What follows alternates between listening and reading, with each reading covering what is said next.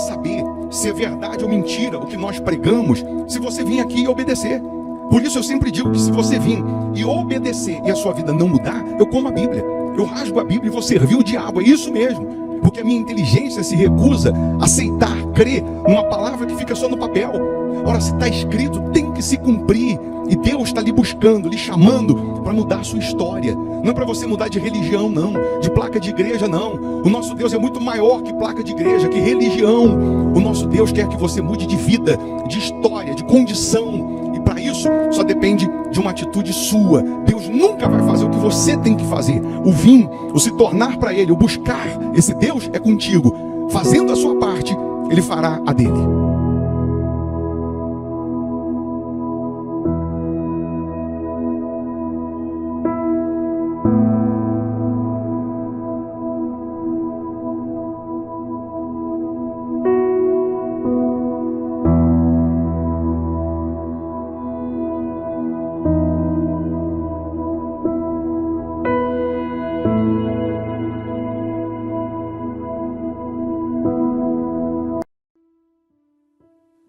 Muito bom dia, que Deus abençoe esse sábado, que Deus abençoe a sua casa, abençoe a sua família.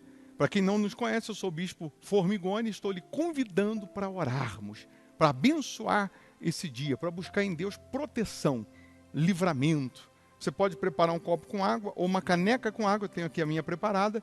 Uma vez essa água consagrada, ela vai simbolizar o poder de Deus, a presença de Deus. Deixa aqui o seu nome para oração, não custa, é só escrever o nome, a área da sua vida que você precisa de intervenção. E também se inscreva no canal, porque só de estar inscrito, você recebe uma cobertura de orações. Só de você estar inscrito no canal. Nós oramos todos os dias pelos inscritos no canal. Então faça isso nesse momento. E nessa oração eu tenho certeza que os céus vão abrir, portas vão abrir. Tenho certeza que milagres vão acontecer na sua vida. A nossa igreja, Hospital da Alma, fica aqui em Belo Horizonte, Minas Gerais. Avenida Amazonas, 1744, esquina com Araguari, quase em frente ao Colégio Augustinho. Nesse domingo, por exemplo, nós temos um culto especial às 8 da manhã, que é para transformar a sua vida e transformar a sua casa, transformar a sua família. Nós sempre priorizamos Deus, iniciamos o dia apresentando a Deus os nossos primeiros pensamentos. No caso, no domingo, já estamos iniciando a semana, né? O primeiro dia da semana é o domingo, priorizando Deus, colocando Ele em primeiro lugar, já apresentando nas primeiras horas do dia a nossa vida como oferta, nosso corpo como culto racional, oferta viva a Deus. E aí depois você vai passear, você vai descansar, mas você deve sempre priorizar Deus, para que Ele então abra os caminhos, abra os céus e derrame as bênçãos sem medidas. Tá bom? Vamos orar? Se possível, feche os olhos. Em o nome do Senhor Jesus, ó Pai, nós somos privilegiados em poder iniciar o dia na Tua presença, apresentando ao Senhor a nossa vida como oferta. Te louvamos, ó Deus, pela misericórdia da nossa salvação. Não fosse essa misericórdia, há muito nós teríamos sucumbido. Porém, graças te damos, porque aqui estamos te buscando, aqui estamos falando com o Senhor. E o Senhor mesmo disse que onde estiverem 2 ou 3 reunidos no teu nome, ali o Senhor estará. E nós temos convicção que o Senhor está conosco neste momento. Então, meu Pai, cura os enfermos, liberta os cativos, levanta os caídos, fortalece os fracos. Que neste momento, meu Pai, a tua luz brilhe na vida dessas pessoas, de maneira que as trevas sejam dissipadas. Aqueles que têm o nome aqui para oração, toca nessas pessoas, enxuga as lágrimas dessas pessoas, abençoa as famílias, meu Pai. Aqueles que estão inscritos no canal, que sejam envolvidos pela tua proteção, envolvidos pela tua presença. Ó poderoso de Israel, que este sábado seja de boas notícias, de portas abertas, de realizações. Abençoe e consagra a água que essa pessoa preparou, e ao beber dessa água, que ela receba saúde física, saúde espiritual, meu Pai. Nós entregamos tudo nas tuas mãos. Que o Senhor possa nos guiar, nos orientar, nos ensinar a dia após dia permanecer contigo, depender do Senhor. Pois nós abençoamos esse país que no legislativo, no executivo, no judiciário, predomine a tua misericórdia e que a tua paz esteja em todos, em nome do Senhor Jesus. E você que crê, diga: eu estou abençoado, em nome de Jesus. Amém. Amém? Beba da água crendo no sobrenatural. Eu vou deixar você aqui com uma sugestão de palavra, de pregação. Se você puder ficar mais um pouco, ouça. Você vai ser enriquecido espiritualmente. Quanto mais forte você está espiritualmente, mais você ganha imunidade contra o mal. Quanto mais fraco você está, qualquer ventinho te derruba. Então, se você puder, ouça essa reunião. E nesse domingo nós lhe aguardamos, tá? 8 da manhã aqui na Avenida Amazonas, 1744. E quem não dá para vir, você vai participar virtualmente através aqui do canal no YouTube. Você vai fazer da sua casa uma extensão da Igreja Hospital da Alma. Deus abençoe, bom dia, bom sábado. Nós estamos na condição de servos. Todos nós estamos na condição de ser dependentes ou de sermos dependentes do Senhor Jesus. E ai daquele que achar que não precisa ou que já está num nível espiritual suficiente, que não precisa depender de Deus ou que não precisa esperar em Deus.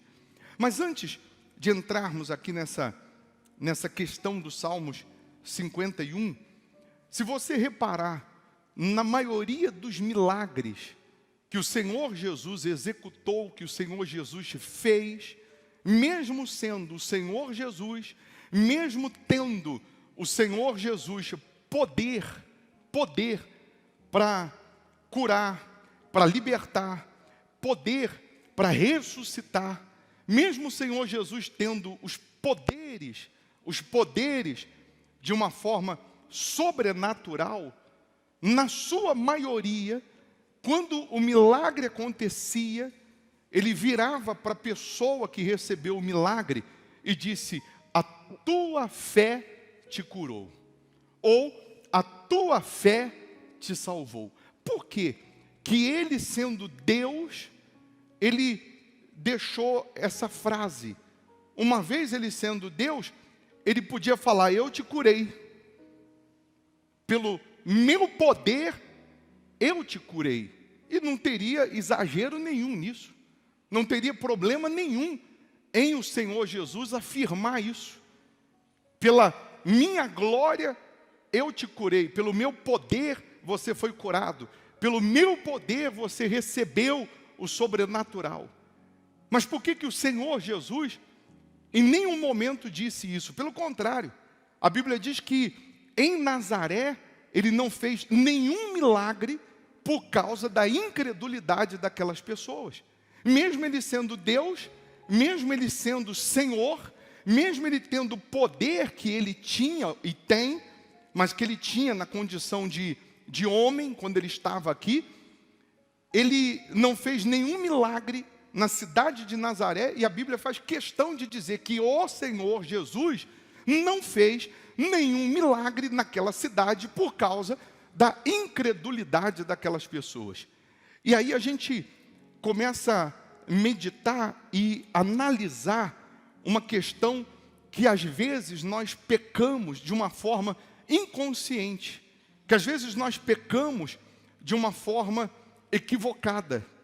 Porque eu já disse a você, em algumas lives você já me ouviu dizendo, falando para as pessoas, para falarem o seguinte: meu Deus, me cura, me liberta, me cura do vício, ou muda essa situação, que eu faço um voto de ser dizimista no altar do Hospital da Alma, que eu faço um voto de dar a minha vida no altar do Hospital da Alma, que eu faço um voto de te servir no altar do Hospital da Alma. E em algumas dessas lives, eu pedia para a pessoa escrever na hora quem já tinha um resultado, um testemunho, e vinham testemunhos na hora, como também vieram e estão vindo ainda testemunhos pelo WhatsApp, etc. Mas veja você que em nenhum momento eu disse para você fazer um voto e dizendo: meu Deus, me cura, ou me liberta, ou muda essa situação, e eu faço um voto de ser dizimista. com o bispo Formigoni, ou na igreja do bispo Formigoni. Eu faço um voto de ser fiel ao bispo Formigoni. Eu faço um voto de servir o Deus do bispo Formigoni. Por que em nenhum momento eu citei, não citarei e jamais vou falar isso? Porque a nossa fé, ela tem que estar fundamentada na palavra de Deus. Ela tem que estar fundamentada em Jesus. Se você fundamentar a sua fé em coisas ou em pessoas, mais cedo ou mais tarde você vai se decepcionar. Mais cedo ou mais tarde você vai se cansar. Se você fundamentar a sua fé, a sua esperança em coisas ou em pessoas, mais cedo ou mais tarde você vai acabar desanimando. Mas quando a minha fé está fundamentada na palavra de Deus, quando foi que a palavra de Deus falhou? Nunca. Quando foi que Deus cumpriu e não prometeu? Nunca. Quando foi que Deus errou? Que Deus, de uma forma equivocada, Ele errou com alguém? Também nunca. Então, qual é a chance de uma pessoa depositar a sua fé na palavra de Deus e se decepcionar? Zero. Qual é a chance de uma pessoa fundamentar a sua fidelidade, a sua obediência à palavra de Deus e ela se decepcionar ou desanimar porque demorou ou não aconteceu na hora que ela queria ou na hora que ela imaginava? Nunca. Porque a palavra de Deus, a Bíblia diz que ela se renova a cada dia em nós. A palavra de Deus, para quem tem uma aliança com essa palavra, para quem tem um voto, um pacto de servir o Deus dessa palavra, a Bíblia diz que ele corre e não se cansa. A Bíblia diz que ele sobe com asas como águia. Mas quando a minha fé não está fundamentada na palavra de Deus, eu vou ficar esperando que alguém faça por mim o que eu tenho que fazer. Aí entra aquela questão das pessoas serem viciadas em pedir oração. Eu não estou dizendo que está errado você pedir para que alguém ore por você, para que alguém lhe ajude em oração. Mas está errado você terceirizar isso. Você vira para todo mundo nas redes sociais e pede para que todo mundo ore por você, e aí você não quer ter o trabalho de usar a sua fé ou de manifestar a sua fé, você não quer ter o trabalho de fazer a sua parte, porque já tem alguém orando por você, já tem alguém pedindo a Deus por você, já tem alguém intercedendo por você. Então, às vezes, na sua maioria, esse muito pedido de oração para um, para outro, para aquele outro, e mais outro, é justamente para que ou é como se essa pessoa estivesse dizendo o seguinte: eu não quero ter trabalho. Eu não quero ter trabalho de eu fazer a minha oração. Eu não quero ter trabalho de eu ter que manifestar a minha fé para me beneficiar das promessas. Então, é mais fácil eu pedir para que todo mundo ore por mim. E aí a gente entra naquela questão que Jesus dizia para a pessoa que era curada: a tua fé te salvou, a tua fé te curou. Então depende da minha fé, depende da minha parte. Eu tenho que fazer a minha parte para que ele faça a dele. Em alguns, como no caso do paralítico, que os amigos, não podendo entrar pela porta, desceram ele pelo telhado com cordas. A Bíblia diz que Jesus, vendo-lhes a fé, Jesus disse: estão perdoados os teus pecados. Mas Jesus viu a fé. A fé também tem o poder de perdoar pecados. A fé tem o poder, uma vez aplicada, uma vez colocada em prática na palavra de Deus, tem o poder de te limpar dos seus erros, das suas falhas, para você começar uma vida limpa com Jesus, uma vida nova com Jesus. Mas aqui, no Salmos 51, o que eu quero frisar nesses Salmos, o título dos Salmos, que você já sabe, que é a confissão e o arrependimento de Davi, o seu pecado que ele cometeu, a sua transgressão cometida, mesmo ele sendo de Deus, mesmo ele sendo um homem segundo o coração de Deus, mesmo ele sendo um homem que Deus ungiu para ser rei de Israel, um homem que venceu o gigante, que venceu o urso, ainda sendo um garoto, venceu o urso, venceu o gigante, venceu o leão, sendo ainda um garoto, a Bíblia diz que ele tocava harpa e os demônios se retiravam de Saul, só tocando o instrumento musical.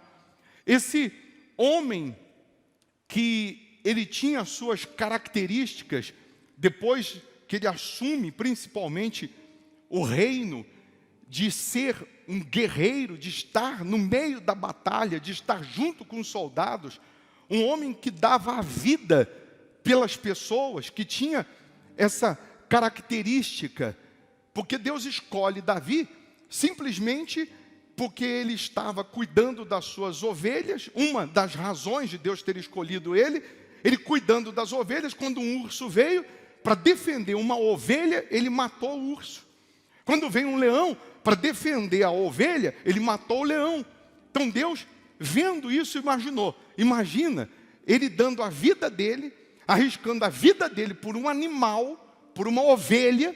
Imagina se eu colocar ele à frente do meu povo. Ele vai dar a vida pelo meu povo, ele vai dar a vida pelas pessoas, ele vai dar a vida por gente que é a imagem de Deus, criada por Deus. E aí Davi, ele com toda essa sua trajetória, se você procurar lá no livro de Salmos, etc., que fala de Davi, você vai ver que o que tinha dentro dele, o espírito de amor, de misericórdia, o espírito de cuidar das pessoas, de zelar pelas pessoas, o espírito de ser justo, o espírito de andar e fazer a justiça, sempre esteve impregnado em Davi, sempre esteve latente em Davi. E por isso ele defendia o seu povo, ele guardava o seu povo, ele protegia o seu povo, ele dava a vida pelo seu povo. Tanto é que ele mesmo disse que no meio da batalha ele dizia: Deus me cercas por trás, por diante, sobre mim põe as mãos. Espada para todo lado, Deus o guardava, Deus o protegia.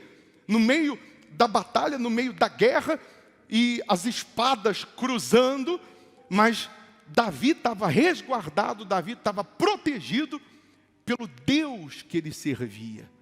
Mas mesmo ele tendo todas essas características, mesmo ele tendo toda essa confiança, um homem chamado segundo o coração de Deus, isso não o impediu de cair num laço, de cair numa armadilha e de ter cometido o pecado.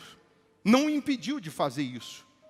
Mas aí que eu quero que você entenda, eu estava fazendo uma pesquisa, e pasme você, de pessoas desigrejadas, pessoas que um dia estiveram numa igreja, ficaram um tempo conhecendo a Bíblia, conhecendo as Escrituras, ou servindo a Deus de forma direta ou indireta. Nós temos no Brasil, em média, 50 milhões de pessoas que hoje se encontram desigrejadas. Quem são essas 50 milhões de pessoas? São aquelas pessoas que estiveram um tempo na fé ou buscando a Deus em uma igreja, e por algum motivo, que na sua maioria nem elas sabem qual, elas se esfriaram, elas saíram da igreja, saíram da presença de Deus, sempre com aquele pensamento: eu deixo de ir na igreja, eu não vou mais na igreja, mas não deixo Jesus. E automaticamente, elas, sem perceber, saíram do contexto reino de Deus. Algumas por terem cometido erros, pecados, falhas, e por conta da vergonha desses seus erros, dessas suas falhas, por conta do que as pessoas podiam achar ou pensar, somado ao espírito do diabo que trabalha na cabeça, na mente, dizendo que para ela não tem mais perdão, que para ela não tem mais salvação, que para ela não tem mais jeito. Então essas pessoas saíram. Outras porque simplesmente se esfriaram E até hoje, na sua maioria, elas continuam com essa tese. Eu não vou à igreja, eu não sou dizimista, eu não sou mais ofertante, eu não pratico mais a palavra de Deus, mas o meu Jesus eu não largo. O meu Jesus eu não abandono. E as mesmas pessoas, elas, mesmo conhecendo as Escrituras, mesmo conhecendo a palavra de Deus, elas não conseguem praticar e muito menos voltar à prática da fé, ou voltar para a igreja. Ela não consegue nem obedecer, nem praticar o que está escrito, e muito menos voltar para a igreja, porque o diabo, que se disfarça de anjo de luz, ele colocou na mente dela, na cabeça dela, principalmente com o advento da internet, que nós somos hoje uma geração midiática, que não precisa. Porque ao ouvir a palavra de Deus, ela entra na internet, qualquer hora ela ouve uma pregação, a qualquer momento ela recebe uma oração, mesmo pela internet. Então, ela meio que está sendo enganada por uma sensação chamada de bem-estar, que lá em Provérbios diz que a sensação de bem-estar os leva à perdição, os leva ao inferno. A sensação de bem-estar vem levando uma multidão, sem que elas percebam, para o inferno. E aí, eu estou explanando isso como se nesse momento eu estivesse pregando para essas tantas milhões, ou para esses milhões de pessoas, que se encontram em estado de mornidão espiritual. Que a Bíblia diz em Apocalipse que não são nem quente e nem frio, são mornos. E a Bíblia ainda diz, quem dera, fosse quente ou fosse frio. Mas porque é morno, Deus ele diz, eu estou ao ponto de vomitar. Porque ou a gente se supera, ou a gente, como no caso desses que estão hoje vivendo distantes da igreja, distantes de Jesus, automaticamente estão vivendo essa sensação de bem-estar. Ou ele assume e diz, olha, eu estou mal, eu estou frio, eu preciso de Jesus, eu necessito de Jesus, porque do meu jeito eu não estou conseguindo vencer, com a força do meu braço não está dando certo, da minha maneira, conforme eu penso, eu não saio do lugar, tudo que eu faço, até o que é para dar certo, dá errado. Ou essa pessoa cai em si e volta correndo para os braços de Deus, para os braços do Senhor Jesus, ou nessa mornidão, ela sem perceber, está caminhando para o inferno e infelizmente ela só consegue acordar depois que chega lá. Tem gente agora no inferno gemendo, mas urrando, gritando de dor, que daria tudo para sair de lá. Tudo. Mas enquanto esteve aqui, ela permaneceu nessa forma morna espiritualmente falando, sem querer compromisso, sem querer se comprometer com as coisas de Deus, sem se comprometer com a fé. Ela foi levando a sua vida espiritual no banho-maria, e quando acordou já estava lá no inferno.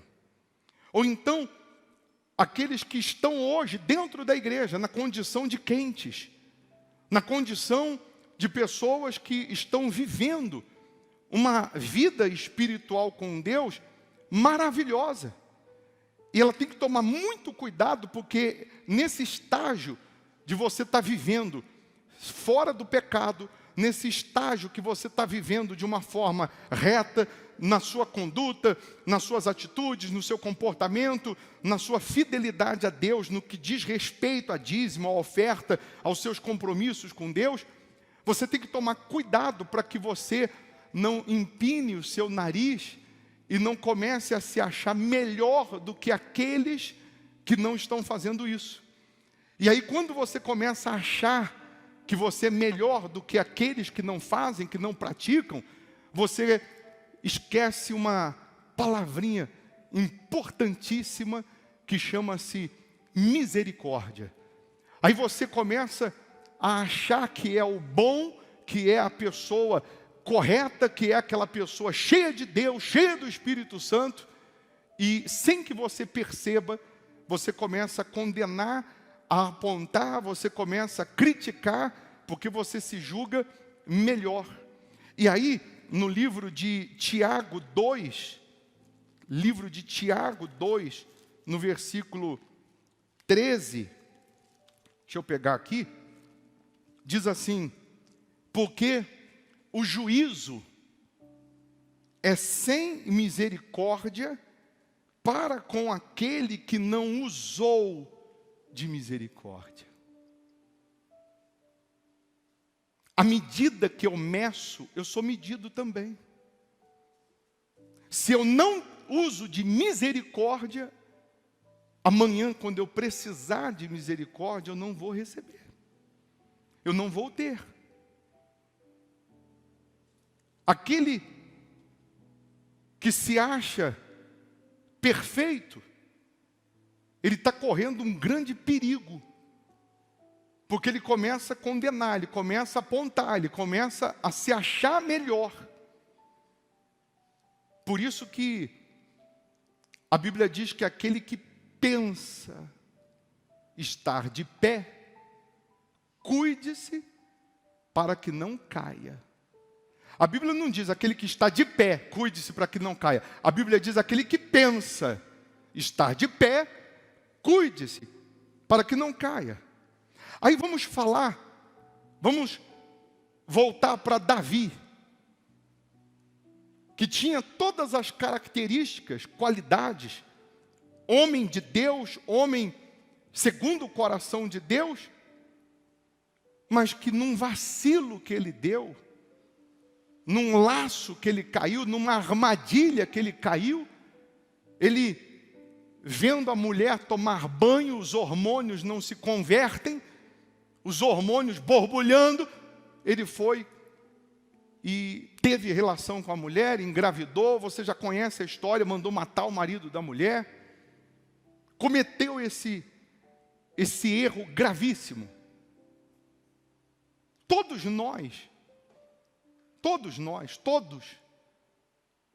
iriam colocar ponto final na história dele. Mas Deus, porque ele se arrepende e abandona o seu pecado, Deus o alcança com a sua misericórdia, dizendo: eu perdoei o seu pecado. Mas isso, pessoal, pregando e falando, é bonito. Mas para a pessoa que hoje está lá fora, que hoje está bombardeada na sua cabeça, na sua mente, porque ela errou, pisou na bola, porque falhou, porque pecou, porque saiu da igreja, porque de alguma maneira ela se afastou de Deus. Para a gente é tão claro enxergar isso, que se ela agora falar: meu Deus, me perdoa, eu pequei, eu errei, eu não quero viver distante do Senhor, eu não quero viver afastado do Senhor, Deus perdoa na hora, se há sinceridade. Para a gente falar aqui é tão simples, mas para aquele que está sendo bombardeado pelo inferno inteiro, que está lutando pela alma dessa pessoa, é difícil. E só mesmo a misericórdia de Deus para fazer essa pessoa entender que não existe ponto final na história dela, que Deus não vai colocar ponto final na história dela, por conta do que ela fez ou deixou de fazer, mas Deus quer continuar escrevendo a história dela.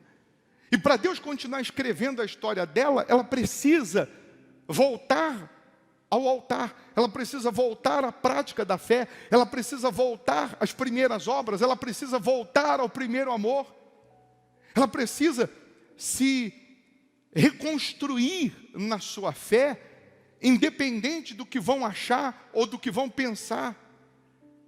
Você vê que a maior luta para o filho pródigo voltar para casa era preocupado com o que os outros iam falar, preocupado até com o que o pai ia jogar na cara dele. E ele ficou arrumando algumas desculpas para voltar para casa. E quando ele chega ao longe, o pai corre e o abraça. Em nenhum momento o pai pergunta, o pai pede a ele explicações.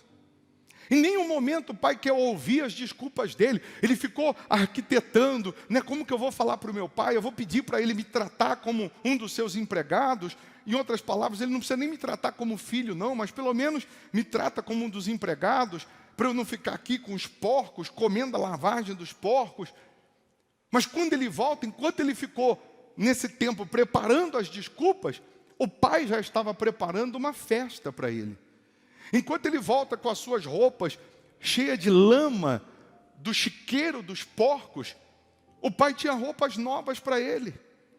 E é isso que acontece com a gente. Quando há o pecado, quando há a falha, quando há a transgressão, quando há o erro, seja ele qual for, nós ficamos com as nossas roupas cheias de lama do chiqueiro do pecado, do chiqueiro desse mundo. Nós ficamos com mau cheiro, espiritualmente falando, e a gente começa a pensar que andando aí na rua, está todo mundo olhando para a gente, porque é como se a gente estivesse cheio da lama do chiqueiro dos porcos. Mas a atenção que o pai deu para o filho pródigo é a mesma que ele vai dar para você, que ele vai dar para aquele que está em casa procurando as desculpas para voltar. É a mesma atenção, a mesma festa que ele deu para o filho pródigo, as roupas limpas, o anel que representa ele ter a autoridade de filho, sandália nos pés, é o que Deus tem preparado para todos nós. O pai continua sendo o mesmo. O pai tem prazer na volta do filho. O pai tem prazer quando há sinceridade e arrependimento.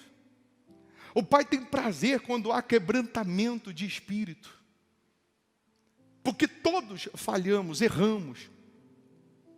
Ou, se você já se limpou, se consertou, você não vai condenar ninguém, porque um dia você esteve na pele desse alguém. E aí em Davi, em Salmo 51, Davi, ele, no versículo 1, diz assim em diante: compadece-te de mim, ó Deus, segundo a tua benignidade, e segundo a multidão das tuas misericórdias. Apaga as minhas transgressões. Lava-me completamente da minha iniquidade e purifica-me do meu pecado. Pois eu conheço as minhas transgressões e o meu pecado está sempre diante de mim. Davi tinha consciência que mesmo ele tendo falhado, errado, ele tinha consciência que Deus podia lavá-lo. Ele tinha consciência que Deus podia purificá-lo novamente. E aí, ele já era rei de Israel. Ele já tinha tido tudo que você possa imaginar. Em nenhum momento você vê Davi amargurado, chorando, por conta do seu erro, da sua falha, e dizendo assim: meu Deus, não deixa eu perder o meu título de rei. Meu Deus, não deixa eu perder o status, não deixa eu perder o patrimônio que eu construí, não deixa eu perder o ouro que eu conquistei nesses anos. Em nenhum momento você vê Davi preocupado com coisas, com bens. Em nenhum momento você vê Davi preocupado com benefícios, com o status que ele tinha no palácio. Mas no versículo 10 ele diz assim para Deus: cria em mim, ó Deus, um coração puro e renova dentro em mim um espírito inabalável. Não me repulses da tua presença, nem me retires o teu Santo Espírito. Restitui-me a alegria da tua salvação e sustenta-me com um espírito voluntário. Aí ele diz: então ensinarei aos transgressores os teus caminhos e os pecadores se converterão a ti. A maior dor de Davi, a maior angústia de Davi, era que Deus tirasse dele o Espírito de Deus, que Deus ungiu um dia. A maior aflição, o maior desespero de Davi, não era de perder títulos, mas era de perder a presença de Deus. Era de perder a voz de Deus com ele todos os dias. Porque Davi sabia que ele podia perder tudo, mas se Deus estivesse com ele, ele venceria tudo de novo. E ele sabia que ele podia ficar com todo o ouro do mundo. Sem Deus, ele seria a pessoa mais infeliz desse mundo. Sem o Senhor Jesus, sem a presença de Deus, ele seria o homem mais incompleto desse mundo. E é o que acontece hoje. As pessoas pensaram que se tivesse uma empresa e sucesso financeiro seriam felizes. Aí elas lutaram, conquistaram uma empresa, conquistaram status econômico, dinheiro, prosperidade econômica, e aí descobriram que continuavam sendo vazias, com todo o dinheiro. Aí pensaram assim, eu não tenho um filho, então eu vou ter um filho, porque se eu tiver um filho eu vou ser mais feliz. E aí depois que o filho veio, ela descobriu que continuou sendo a mesma pessoa vazia, infeliz. Ela pensou, eu vou viajar o mundo inteiro, vou conhecer lugares maravilhosos, porque eu vou ser mais feliz. E ela descobriu que mesmo conhecendo lugares maravilhosos, ela continuava sendo aquela pessoa vazia, ela continuava sendo aquela pessoa infeliz. Ela pensou que morando numa mansão seria mais feliz, e depois que ela mudou-se para essa mansão, ela descobriu que ela continua sendo aquela pessoa vazia, aquela pessoa infeliz. Por quê? Porque falta a presença de Deus. Sem mim nada podeis fazer, disse o Senhor Jesus. Pessoas que têm tudo e ao mesmo tempo não têm nada. São tão pobres, tão miseráveis, que a única coisa que elas têm é dinheiro. Mas são miseráveis no espírito. São pessoas cheias de mágoa, de maus olhos, de malícia, de maldade. Pessoas que às vezes estão aqui, mas a maquinação, o pensamento é mau. Outras querendo se beneficiar em cima de mentira, querendo ganhar uma pontinha financeiramente em cima de alguém, ou ainda que seja do auxílio do governo, através de uma mentira. Pessoas que, nessa questão do auxílio, ela não estava no grupo para receber. Ah, mas já que dá para receber, vou receber. É a mesma coisa, o caminhão de carne que tombou, e só foi tombar, brotou gente da terra, do chão, do nada, para ir lá e roubar a carne que estava no caminhão, só porque o caminhão tombou. Mas o caminhão tombou, mas a carne não é sua. Tombou na estrada o caminhão, mas você não comprou a carne. E se bobear, tem gente lá, crente, que saiu com um pedaço de carne nas costas, e depois, em casa, quer dar uma de santo. Depois quer moralizar. Então eu já disse que não tem super santo, super crente. Por que Deus deixa claro o que aconteceu com Davi? Para a gente entender que por mais que você tenha qualidades, por mais que você tenha vitórias, por mais que você tenha bênçãos, por mais que você tenha uma vida de conquistas com Deus, se você vacilar, você cai num laço, você cai numa rede. Então a gente tem um exemplo para não cair, mas também tem um exemplo para aquele que caiu, que Deus perdoa. Não está acabado não está perdido não.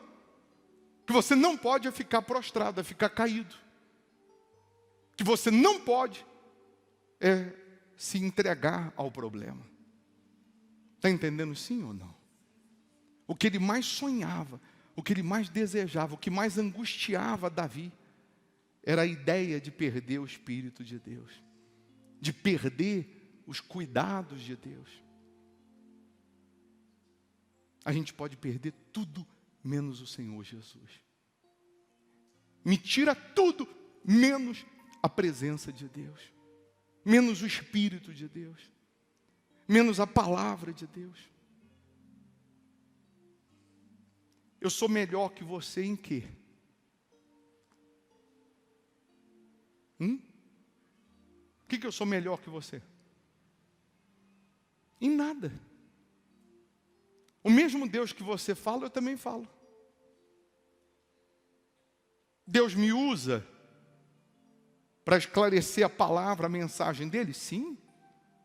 Deus me usa para orar e as pessoas serem curadas, libertas, etc, etc? Sim. Mas eu estou no mesmo barco que você. Eu estou na mesma condição, na mesma dependência que você. Então você vai falar com Deus: ó Deus, eu preciso, eu necessito, eu quero. Aí você vai chegar para mim e falar assim: bicho, só pode fazer oração para mim? Que eu estou precisando disso, que Deus faça isso. Mas por que você não vai direto? Você tem acesso a Ele. Você não precisa de mim, não, você tem acesso. Claro que um pode ajudar o outro na oração, claro. Eu não estou negando, eu estou só querendo que você tenha uma fé independente de quem quer que seja. Eu só estou querendo que você tenha a sua busca, a sua confiança, a sua vida com Deus. Para que nada, nem ninguém, tire você da presença de Deus. Lutas virão? Virão. Mesmo você sendo tudo direitinho. Dificuldades, tempestades, aflições, virão. Mas porque a minha fé está fundamentada na palavra, eu permaneço. Eu continuo confiando, mesmo sem ver. Mesmo sem receber, eu continuo confiando, porque a palavra dele não volta vazia. Amém? Domingo agora nós vamos ter a Santa Ceia. Que a gente, nessa cerimônia, espiritualmente falando, é a gente ter comunhão com Deus, se assentar à mesa com o Pai. Na Santa Ceia, o partir do pão, o comer do pão representando o corpo, a carne, o beber do suco de uva que representa o sangue de Jesus, é para quê? É para a gente ter no nosso DNA espiritual o Senhor Jesus. Mas mesmo assim, nós vamos ter lutas, cheio do Espírito Santo, cheio do poder de Deus. Nós vamos enfrentar lutas? Vamos. Enquanto a gente viver aqui embaixo é guerra. Aqui embaixo é pauleira. Aqui embaixo é para macho, é para fêmea. Não é brincadeira não. Só que o que nos alegra é que a nossa vida não se resume a essa vida. Nós estamos aqui de passagem, sabemos para onde a nossa alma vai depois que morrer. Por que a pessoa, uma das razões que a pessoa não consegue perdoar, por exemplo, é porque ela resume a sua vida só aqui na terra, só aqui embaixo. Então ela não perdoa, ela quer vingança, ela quer pagar com a mesma moeda, porque aqui embaixo que a vida dela acaba aqui. Por que as pessoas abrem mão? Eu vou perdoar, eu vou deixar a misericórdia de Deus alcançar. Seja o que for, sobretudo porque ela quer estar bem consigo mesma, e principalmente porque ela sabe que aqui tudo vai ficar, tudo vai passar. Aquilo que eu falei do relacionamento de 30 anos, da mulher falar: o meu relacionamento acabou, porque o meu marido errou. Não acabou porque ele errou, acabou porque você não perdoou. Porque ele pediu perdão, você viu sinceridade, mas você não perdoou. Aí você pega um relacionamento de 30 anos e joga fora, por conta de um erro, ainda que grave. Mas porque a sua vida só se resume aqui nessa esfera, e não no porvir, você não vê como alma. Você não vê como alma. Aquele que julga, aquele que o juízo é sem misericórdia, ele também não vai ter misericórdia. É o que está em Tiago. Porque o juízo é sem misericórdia para com aquele que não usou de misericórdia. Usa de misericórdia, que um dia você vai precisar. Amém.